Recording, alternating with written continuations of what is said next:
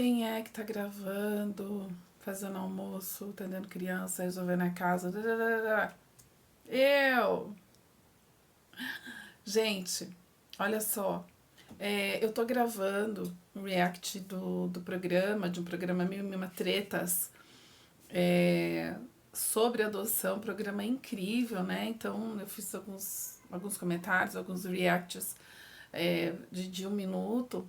E acredito que você tenha chegado através desse react. Mas assim, é, foi destravando as memórias, sabe? De você falar e destravou a memória dessa história. Então, essa história é um drama, né? Que aconteceu comigo. E realmente foi uma coisa de muito sofrimento. Foram 9 anos.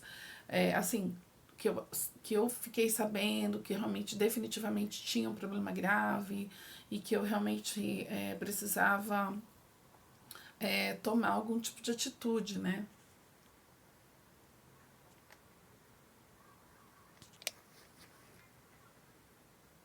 Então, é, foi um sofrimento.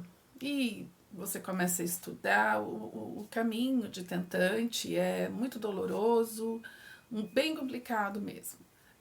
Se eu fizer alguma carinha aí de dor, é isso, né? Já tratei muito isso, já entreguei nas mãos do Senhor, mas realmente tem essa história na minha vida.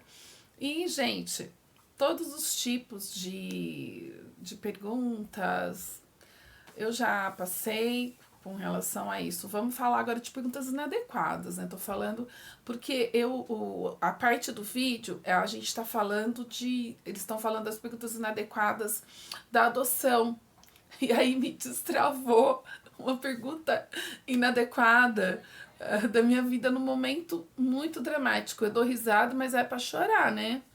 Então, é, foi muito difícil, foram 9 anos. Antes de me decidir definitivamente a operar, eu fui ainda ao médico que eu confiava e eu implorei a ele para me operar. Chorei sentada com ele. Ele foi extremamente humano, um senhor, um médico bem idoso, bem experiente, Dr. Ronaldo. E ele falou: é, filha, não tem o que fazer. Eu faria questão de te operar se tivesse como. Realmente não há o que fazer. E, é, né? Ele falou: você vê o momento melhor, que você se preparar para isso, e nós teremos que fazer isso, né, por causa da sua saúde, enfim.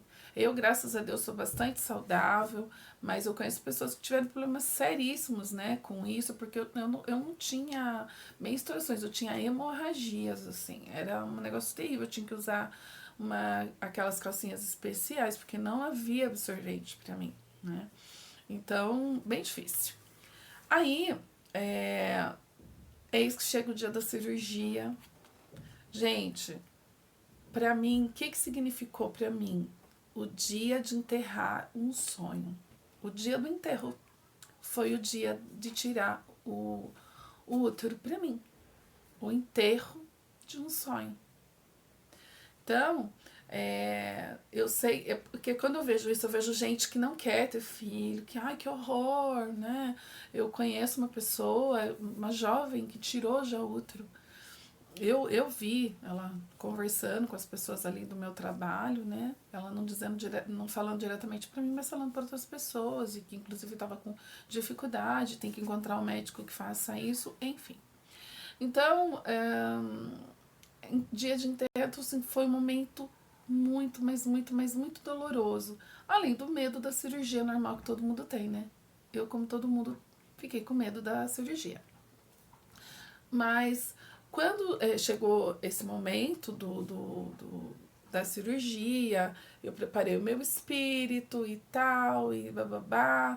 Então, assim, gente, eu nunca tinha feito uma cirurgia, eu não sabia que tinha que algum parente junto comigo me internar, eu não sabia, eu achei que eu simplesmente podia chegar lá e internar.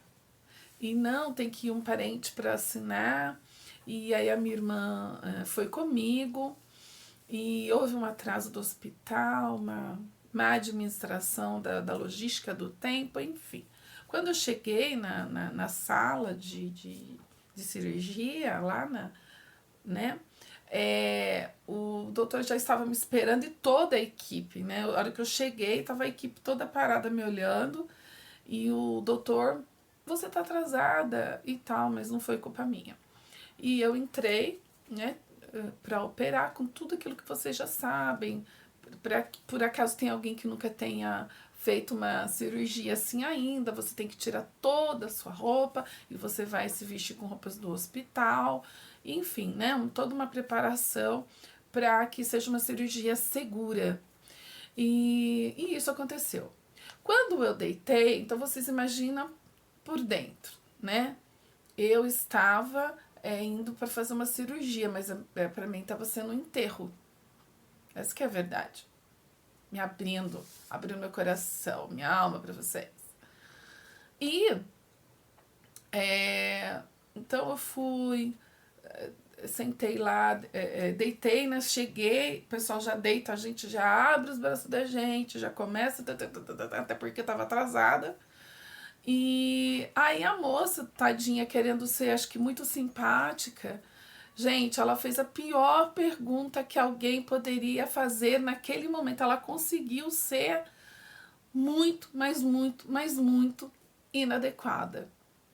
Ai, dona Débora, tudo bem, dona Débora e tal, e bah. Quantos filhos a senhora tem, dona Débora? Eu tenho. Gente, a hora que eu falei isso, e eu já comecei a chorar. A hora que eu falei isso, ela tava colocando a. Como é que fala? O. Colocando lá, fazendo os acessos, né, pra colocar anestesia em mim. Eu acredito que eles colocaram um pouco mais rápido, porque eu comecei a chorar. E aí já me desliguei imediatamente, né? Então, assim, é uma história bem, né, dramática da minha vida. Eu não culpo ela, não tenho nada. Nossa, que horrível, ó, que pessoa horrível, não. É muito natural, a retirada de útero é uma coisa normal no nosso país. Mas muitas mulheres fazem mesmo. Parece que a gente tem um ranking aí.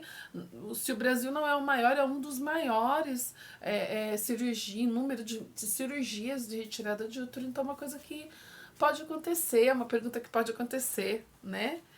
Normalmente. E tadinho, né, da menina, né? Eu no lugar dela ficaria chateada. Mas, assim, foi uma coisa que, né, levou a minha dor acima. A recuperação, eu acredito que foi bem mais demorada, doeu muito mais, eu acho que do que as outras cirurgias, porque a dor estava vindo de dentro, né? E eu sofri bastante, eu demorei meses. Eu lembro que com 90 dias eu não conseguia nem andar. Vamos dizer que eu demorei um ano. Eu não conseguia colocar calça, né? Mas eu acho que talvez a cirurgia seja assim mesmo. Eu conversando com mulheres mais velhas, assim, mais experientes sobre cirurgias, elas falaram não, que realmente é uma cirurgia que demora para recuperar. Mas enfim, gente, sobrevivi, eu estou aqui. O Senhor derramou o seu bálsamo de cura, o Espírito Santo de Deus me manteve de pé. E Jesus, eu tenho certeza que Jesus estava ali, sentado do lado da minha cama no meu leito, me apoiando, sendo pai. E eu tenho certeza disso. Sobrevivi. Sobrevivi, adorando. Sobrevivi, confiando. Sobrevivi, não desisti. Ele cuida de mim. Até a próxima.